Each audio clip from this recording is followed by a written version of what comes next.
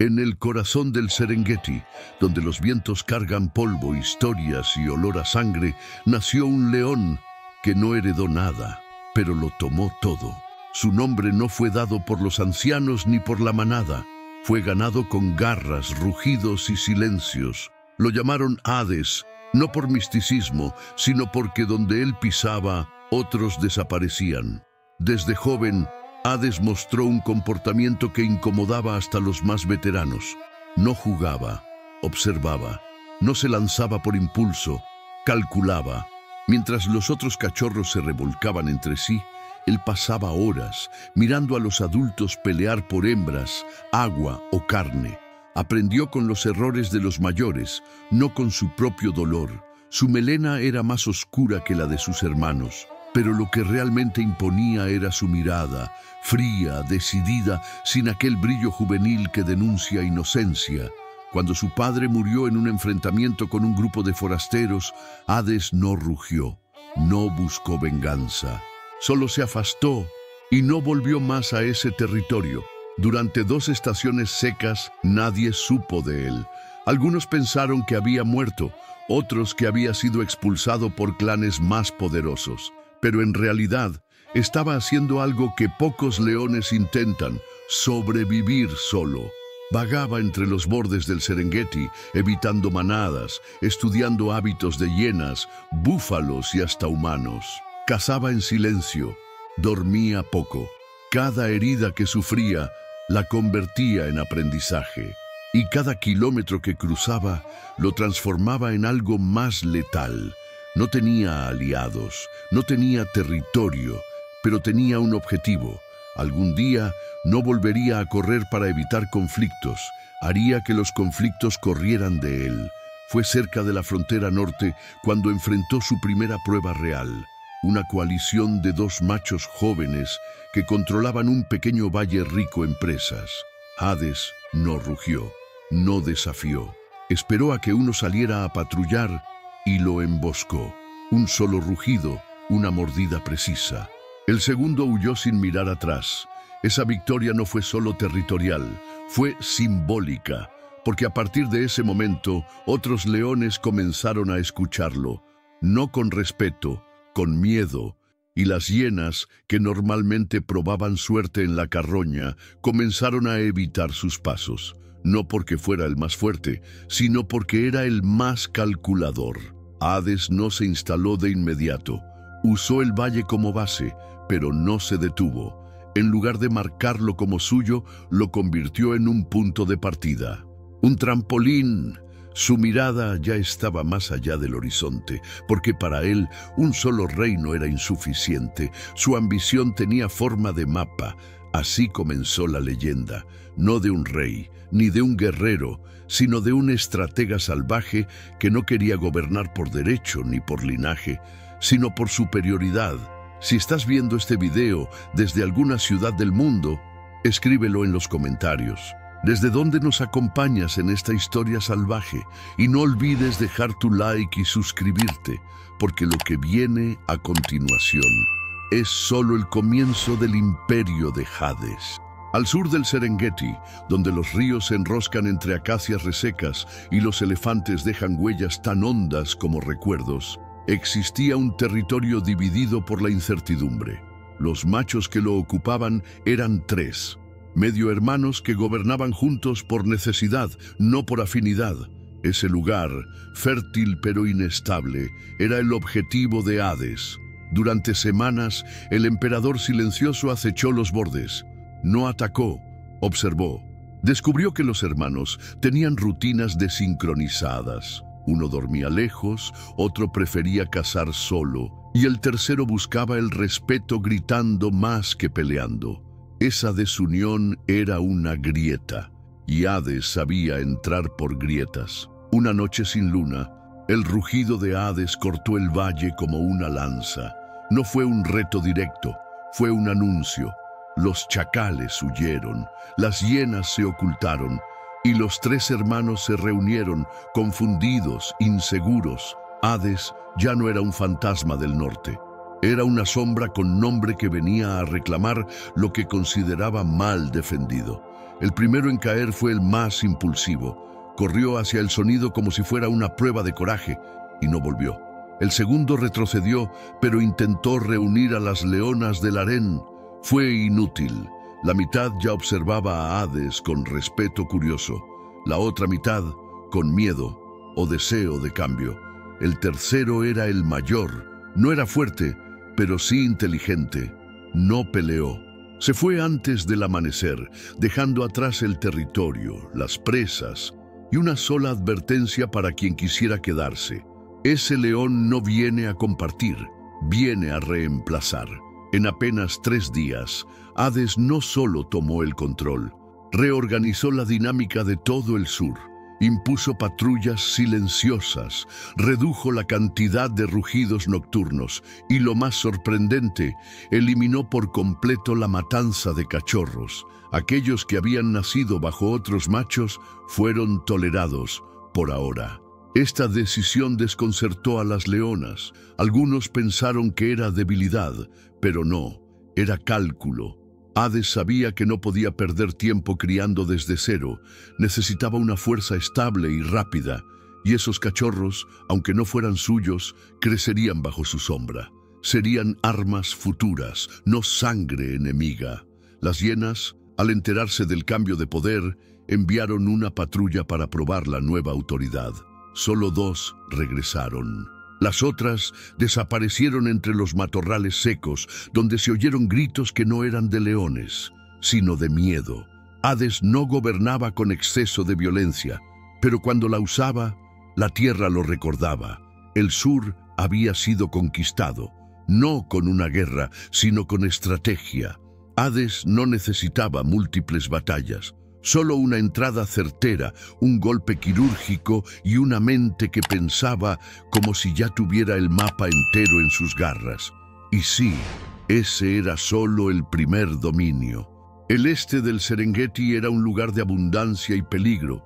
Riachuelos permanentes, búfalos en migración y sombra suficiente para emboscadas.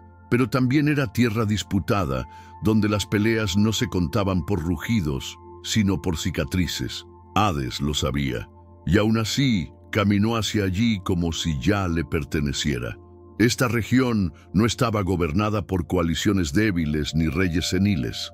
Allí reinaban los Koa, 2 hermanos gigantescos, nacidos en tormenta, con fama de haber destrozado un leopardo con sus propias mandíbulas.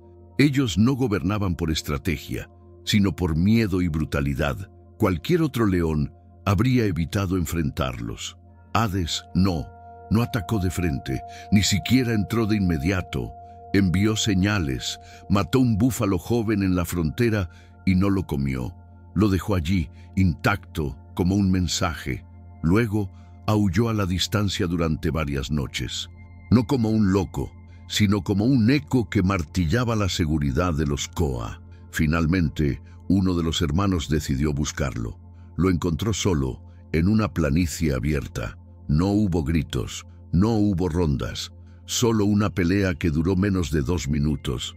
El Koa mayor cayó con la garganta rota. Hades no rugió sobre su cadáver, solo lo miró y siguió caminando hacia el este. El segundo hermano, al enterarse, no reaccionó como se esperaba. No buscó venganza inmediata. Reunió a las leonas, a los cachorros, y abandonó el territorio. Sabía que enfrentarse a Hades no era luchar contra un macho, era enfrentarse a algo que entendía el conflicto como un tablero, no como una emoción. La ocupación del este fue distinta. Allí, las leonas eran más hostiles, desconfiaban de los forasteros. Hades no las forzó, simplemente cazó para ellas. Compartió carne sin exigir sumisión, patrulló sin invadir.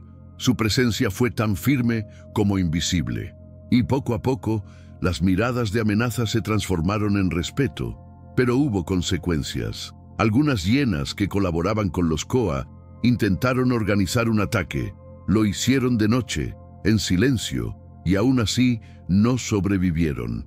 Porque Hades ya había trazado rutas ocultas, puesto señales en los árboles, marcado las piedras con su olor. La emboscada terminó siendo una trampa para los emboscadores, Cuando amaneció, no había sangre visible, solo marcas de pelea, huellas, huesos quebrados. El comprendió en silencio que ya no era de los Koa, ni de las hienas, ni siquiera de las leonas. Era de alguien que no gritaba, pero que convertía cada paso en una estrategia. 3 semanas después, 3 territorios colindantes sabían el mismo nombre: Hades, el león que no rugía, pero cuya sombra se extendía más rápido que el viento. El ya no era una frontera, era parte de su expansión, y el mapa que habitaba su mente seguía creciendo. El norte del Serengeti no era fértil ni abundante. Era seco, pedregoso y con arbustos espinosos que rasgaban más que las garras. Pero lo que le faltaba en recursos, le sobraba en historia. Allí vivían los descendientes de antiguos reyes, leones grandes, lentos, pero con cicatrices que hablaban más alto que los rugidos. En ese terreno áspero gobernaba un león llamado Baruti, apodado el Juez. No por justicia, sino porque nunca atacaba primero. Solo respondía, y cada respuesta era letal. Baruti no tenía coalición, pero su fama, su tamaño y su memoria lo mantenían en el trono del norte desde hacía más de 5 temporadas. Cuando Hades pisó por primera vez ese suelo, no hubo alarma. Los chacales no huyeron. Las hienas ni siquiera lo miraron. Pero los leones que observaban desde las alturas lo sabían. Ese no era un joven explorador, era una amenaza, y si cruzaba más allá del barranco seco, sería considerado invasor. Y lo cruzó, no por provocación, sino porque conocía las reglas del juego. Sabía que Baruti no venía a cualquiera, había que obligarlo. Así que durante 5 días, Hades cazó dentro del territorio, sin esconderse. No destruyó cachorros, no tomó leonas, solo caminó, un espectro con melena y propósito. La noche del 6.º día, Baruti apareció, solo, en silencio. Ambos leones se miraron. No hubo preámbulo, solo una batalla cruda, sin táctica. 2 cuerpos gigantes chocando, mordiendo, rompiendo el polvo seco con cada embestida. Fue una guerra de generaciones, la experiencia contra la precisión. Baruti peleó como un dios antiguo, Hades como una máquina sin pausa. El combate duró más de lo esperado, pero la diferencia no estaba en el poder, sino en el desgaste. Baruti respiraba como quien arrastra cadenas, Hades como quien espera el momento final. Y cuando lo encontró, fue limpio, una mordida profunda en la base del cuello. Y luego nada, el norte enmudeció. Las leonas no se acercaron, ni los carroñeros. Hades no celebró. Se alejó del cuerpo, subió a una roca y observó el cielo, no por nostalgia, sino porque desde allí podía ver los 3 territorios que ya eran suyos: sur, este y ahora el norte. Las semanas siguientes no trajeron resistencia, solo adaptación. Algunos jóvenes machos fueron exiliados, otros reclutados, pero siempre bajo una condición: obedecer sin necesidad de miedo. Porque Hades no gobernaba con tiranía, lo hacía con lógica, y eso en la sabana era aún más aterrador. Con 3 territorios bajo su control, Hades no rugió para anunciar su imperio, no convocó celebraciones, solo caminó en círculos, marcando los límites, observando cada rincón como si fuera parte de su cuerpo, porque ahora lo era. Su reinado no se basaba en gritos, sino en presencia. Con 3 regiones bajo su control, Hades ya no era un conquistador, era un emperador. Pero en la sabana, cada victoria lleva un precio oculto. Gobernar el sur, el este y el norte significaba coordinar manadas que nunca antes se habían mezclado. Leones que desconfiaban entre sí, leones que recordaban a sus antiguos reyes. Al principio, el orden se mantuvo, las patrullas se expandieron, las presas se distribuían con lógica, pero el equilibrio era frágil. Una noche, 2 jóvenes machos, uno del sur y otro del norte, pelearon por una leona durante la temporada de celo. El del norte murió, Y con él, la primera grieta se abrió. Hades no castigó con violencia. Expulsó al culpable sin herirlo, en un acto que muchos no comprendieron. Para él, ese exilio fue una lección, pero para otros fue debilidad. Murmuraciones comenzaron a surgir entre las leonas mayores. Antes, los machos fuertes no se iban, se quedaban o caían peleando. En el este, un pequeño grupo de leones exiliados comenzó a formar una alianza silenciosa. No planeaban atacar, solo resistir. Evitaban las patrullas, cazaban por su cuenta y hablaban de tiempos anteriores. No desafiaban a Hades abiertamente, pero cuestionaban algo más profundo, su estilo de poder. Hades lo sabía. No necesitaba espías. Su olfato captaba el cambio en el viento. El territorio ya no rugía como un solo cuerpo. Cada región tenía su ritmo, su herida, su nostalgia. Y aún así, él no reaccionó con furia, reaccionó con estrategia. Envió regalos, carne fresca, protección reforzada, hasta descanso extra para ciertas leonas. Eso desorientó aún más a los subversivos. ¿Cómo luchas contra alguien que no responde con odio, sino con generosidad? Pero no era benevolencia, era control. Hades conocía la mente de los machos jóvenes. Sabía que si los mantenía alimentados y vigilados, se desgastarían antes de convertirse en amenaza. Aún así, un acto rompió la tregua. Una de sus leonas favoritas desapareció. No había rastro, ni lucha, ni sangre, solo su olor, detenido en un límite entre el este y el sur. Para Hades, eso no fue una ofensa personal, fue una declaración de guerra interna. En lugar de castigar, cambió todo. Eliminó patrullas mixtas, reasignó territorios, separó grupos por origen. Algunos dijeron que era el fin de la unión, otros que era el comienzo de una nueva forma de dominio, no la integración, sino la división vigilada. Un emperador que no unía, sino que segmentaba con precisión quirúrgica. En silencio, Hades comprendió que el mayor enemigo no estaba en otro reino, estaba dentro. No era más fuerte, era invisible, era la memoria. Y mientras esa memoria existiera en las manadas, él tendría que gobernar no solo con garras y mirada, sino con arquitectura de pensamiento. Porque la corona pesa más cuando no tiene rivales, solo sombras. Cuando un imperio se expande demasiado, hasta las hienas lo sienten. Las patrullas de Hades, que antes cazaban sin oposición, comenzaron a notar algo extraño. Carroñas vacías, presas desaparecidas, señales de paso masivo. No era una manada, era una convergencia.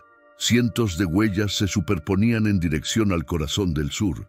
Nadie había visto algo así desde hacía años. Las hienas, normalmente caóticas, operaban como una nube disuelta.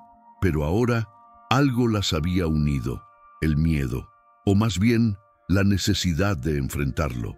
No por orgullo, no por venganza, sino porque si Hades seguía creciendo, no quedaría carne para ellas, ni sombra, ni rastro. Todo comenzó con una vieja matriarca de un clan occidental, ciega de un ojo, con orejas mutiladas, pero aún respetada. Ella fue quien envió los primeros llamados, los olores marcados en huesos, las risas nocturnas en puntos clave. Convocó clanes rivales, prometió reparto, prometió sobrevivencia. Al principio, Hades no reaccionó. Sabía que las hienas ladran más de lo que muerden. Pero cuando las primeras docenas se convirtieron en cientos, comprendió que no enfrentaba a un grupo, sino a una red, una coalición de carroñeros, oportunistas y sobrevivientes que por primera vez actuaban como ejército. El primer ataque fue quirúrgico. Una leona joven desapareció mientras cazaba. Luego, un grupo de cachorros fue encontrado muerto sin haber sido devorados, solo eliminados. Las hienas no estaban cazando, estaban enviando mensajes y sabían exactamente a dónde apuntar, el flanco más inestable del imperio de Hades. En respuesta, Hades cambió de postura, reunió a sus mejores leones, No dividió por territorio, sino por eficiencia. Los más veloces fueron al este, los más fuertes al norte.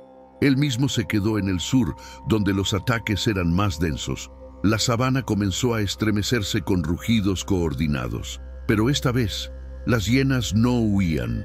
Algunas morían, otras regresaban heridas, pero muchas volvían, una y otra vez. Atacaban en oleadas. Quemaban territorio sin necesidad de conquistarlo. Su objetivo no era gobernar, era desestabilizar. Crear grietas para que los reinos de Hades se desmoronaran solos. Por primera vez en mucho tiempo, el león que nunca retrocedía se vio forzado a frenar, no por debilidad, sino por saturación. Cada noche era una batalla, cada día una contención. La tierra no descansaba. Las hienas se volvían más atrevidas, más organizadas, más locas. Y en medio de esa tormenta de patas, colmillos y risas oscuras, Hades entendió algo aterrador. No se trataba solo de defender territorios, se trataba de defender su modelo de poder. Su forma de dominio estaba siendo puesta a prueba por criaturas sin linaje, sin jerarquía, pero con algo que él había subestimado: hambre organizada. Las hienas no habían derrotado a Hades, aún no, pero lo que sí lograron fue sembrar algo mucho más destructivo que la sangre: la duda. Por primera vez desde su ascenso, algunos leones comenzaron a preguntarse si valía la pena morir por un imperio que ya no les ofrecía certeza, sino desgaste. En el norte, dos jóvenes machos que antes patrullaban con orgullo desaparecieron. No cayeron en combate, se fueron, se ocultaron en una garganta rocosa, más interesados en conservar sus vidas que en sostener la corona de otro. En sus mentes, Hades ya no era invencible, solo un rey cansado con demasiados enemigos. En el este, un grupo de leonas empezó a cazar sin avisar, ignorando las rutas marcadas. No por rebeldía abierta, sino por desconfianza. Temían que los territorios colapsaran y preferían preparar su propia red de protección. Hades lo supo y no las detuvo, porque comprendía que el miedo había dejado de estar solo fuera, estaba dentro. Aún así, algunos se mantuvieron, viejos aliados, leones que habían crecido bajo su sombra, leonas que habían visto en él no solo poder, sino equilibrio. Uno de ellos era Cael, un macho robusto del sur, que había perdido un ojo defendiendo a Hades de hienas meses atrás.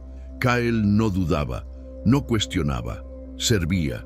Fue Cael quien organizó la resistencia durante una noche crítica, cuando un clan de más de 30 hienas emboscó a los cachorros del norte.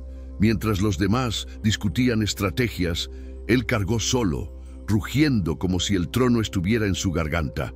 Mató a 4 antes de caer. Y cuando Hades llegó, solo encontró huesos, y su leal guerrero, inmóvil, mordido hasta el alma. La muerte de Cael sacudió todo, no por el número, sino por el símbolo. Él era uno de los pilares invisibles del imperio. Su caída no fue una pérdida más, fue un aviso. Hasta los fieles sangran, hasta los leales caen, y el trono ya no protege, solo exige. Hades no rugió, no lloró, se quedó junto al cuerpo hasta que el sol lo secó. Luego enterró sus restos con tierra y hojas, no por respeto sino por estrategia, porque sabía que si lo dejaba a la intemperie, otros lo leerían como señal de derrota. Y Hades no enviaba señales equivocadas. Esa noche convocó a los que quedaban. No prometió gloria, no prometió victoria, solo dijo una frase: si caemos, que la tierra se queme con nosotros. No fue un grito de esperanza, fue una advertencia a los traidores, a las hienas y a la propia sabana. Los que se quedaron no eran muchos, pero no eran cobardes. Eran leones que sabían que la historia no la escriben los que sobreviven, sino los que hacen temblar la tierra antes de morir. Y con ellos, Hades trazó su última jugada. No defender, sino provocar. No resistir, sino atacar. El amanecer llegó envuelto en un silencio pesado, como si la sabana contuviera el aliento. No hubo rugidos, no hubo risas de hienas, solo una brisa seca que arrastraba cenizas de pasto y olor a sangre antigua. Hades estaba listo, no para defender, para romper, y lo haría primero, antes que la noche volviera a tragárselo todo. Reunió a los últimos leones fieles. No eran muchos, 5 machos curtidos por la guerra y 6 leonas que ya no cazaban por comida, sino por idea. No llevaban cicatrices decorativas, eran grietas vivas. Respiraban como si cada aliento fuera una despedida, y todos sabían que no habría otra patrulla después de esta. El objetivo era claro: destruir el corazón de la coalición hiena. Un cañadón escondido al oeste, donde se reunían por docenas, protegidas por matorrales densos y entradas múltiples. Hades lo había observado por semanas. Sabía los turnos, sabía los gritos, sabía dónde entrar y cómo salir, pero no planeaba salir. Al mediodía, atacaron, no con rugidos, con velocidad, con precisión, con rabia medida. Hades entró por el flanco sur, rompiendo cráneos antes de que el primer chillido se alzara. Detrás de él, una leona llamada Mira se lanzó sobre una camada entera, desgarrando sin misericordia. El polvo se tiñó de hierro, las hienas respondieron, docenas, luego cientos. Parecía un mar sucio, moviéndose por reflejo, empujando por instinto. Pero Hades no había ido a cazar, había ido a incendiar, a sembrar terror en el centro de su poder, y lo hizo. Mató a la matriarca tuerta con un solo mordisco que partió su espina como rama seca. Los gritos se volvieron caos. Algunas hienas huyeron, otras atacaban sin dirección. Los leones peleaban como bestias sin mañana. Mira cayó desgarrada por 8 bocas. Un joven llamado Farca perdió la mitad de su rostro, y aún así rugía como si fuera inmortal. No por poder, por fe en algo más grande. En medio del desastre, Hades encontró una piedra alta. Se subió, ensangrentado, jadeando, con un ojo apenas abierto. Desde allí rugió, no para llamar, para sentenciar. Ese rugido partió el valle, no de forma literal, sino emocional. Algunas hienas retrocedieron, otras simplemente colapsaron. Cuando el sol se escondió, no había vencedores, solo tierra manchada, cuerpos irreconocibles, y un cráter simbólico donde antes había una coalición. De los 11 leones que atacaron, 4 salieron con vida.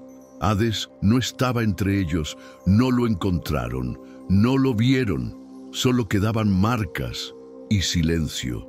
Pero nadie dijo que estaba muerto, porque en la sabana, cuando un rugido deja eco por más de una luna, no es un eco, es una advertencia, y aunque no había cuerpo, había leyenda. La tormenta había pasado, pero el nombre Hades seguía grabado en cada sombra que se atrevía a cruzar ese cañadón. El cañadón donde ocurrió el último ataque no volvió a ser habitado, ni por hienas, ni por leones, ni siquiera por carroñeros. Era un hueco en el mapa, un punto donde los ecos no rebotaban, se hundían. Las marcas de garras aún estaban sobre las piedras, como cicatrices que la sabana se negaba a cerrar. Los sobrevivientes no contaron historias, no por trauma, sino por respeto. Uno de ellos, un león del este con la mandíbula rota, vagó solo durante semanas antes de asentarse en la frontera sur. Nunca volvió a rugir, pero cada vez que un joven león pasaba cerca, él lo miraba, como si buscara una chispa del emperador perdido. Las leonas que quedaron se dispersaron. Algunas se unieron a nuevas manadas, otras criaron solas, pero todas compartían un instinto común: evitar el norte, el este y el sur profundo. No porque fueran malditos, sino porque eran demasiado conocidos, demasiado marcados. Allí, cada roca tenía historia, y cada sombra, dueño, y las hienas no regresaron. La coalición, que alguna vez pareció una fuerza indetenible, se fragmentó en disputas internas. Matriarcados colapsaron. Las risas se volvieron susurros. Ningún clan volvió a unirse con el otro, porque todas sabían lo que habían enfrentado y lo que habían perdido. No un león, una advertencia viviente. Con el paso de las estaciones, nuevos machos comenzaron a explorar los viejos territorios, pero algo los detenía. No era olor, no era rastro, era sensación, como si el suelo aún respirara el recuerdo de Hades, como si el trono, aunque vacío, siguiera esperando que su dueño volviera a ocuparlo. Algunos dijeron haberlo visto, una silueta solitaria al atardecer, un rugido profundo entre montañas, un par de ojos en la penumbra observando sin acercarse, pero nunca hubo pruebas, solo susurros, y en la sabana, cuando los susurros persisten, es porque algo aún respira entre ellos. A los ojos del mundo, el imperio de Hades cayó, pero la verdad es otra. No se extinguió, se dispersó, se volvió mito, frontera, norma. Cada león que gobierna en el Serengeti hoy lo hace con una regla no escrita: no tomes más de un territorio, no quieras demasiado, porque si lo haces, puede volver. En una roca desgastada del este, aún se ve una garra marcada en la piedra. Nadie sabe quién la hizo, pero los más viejos, cuando pasan cerca, desvían el paso y dicen, casi en secreto: aquí no se caza, aquí se recuerda. Porque algunos leones dejan huellas, otros dejan imperios, pero Hades dejó algo más profundo, no un cuerpo, no una tumba, sino una ley no hablada, que el poder verdadero no ruge, observa, no reina, marca, y aunque no se vea, aunque no se escuche, sigue allí.